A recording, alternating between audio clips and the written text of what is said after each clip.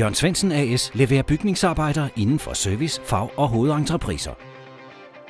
Opgaverne spænder over renovering, restaurering og nybyggeri. Virksomheden råder over tømrere, murere og malere. Alle afdelinger har produktion både hos kunderne og på egne værksteder.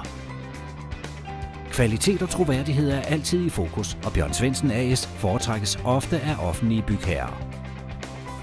Serviceafdelingen betjener blandt andet Den Blå Planet, Tivoli, Københavns Kommunes ejendomme og Region Hovedstaden. Afdelingen varetager også rammeaftaler inden for drift og service og forsikringsopgaver efter skybrud eller brand. Eget maskinsnedkerværksted øger fleksibiliteten. Ved renoveringsopgaver kan døre og vinduer hurtigt repareres og restaureres. Bjørn Svendsen A/S er en familievirksomhed, og et succesfuldt generationsskifte har fremtidssikret de stærke håndværkstraditioner. Medarbejderne er vant til opgaver på skoler eller hospitaler, hvor bygningerne er i drift.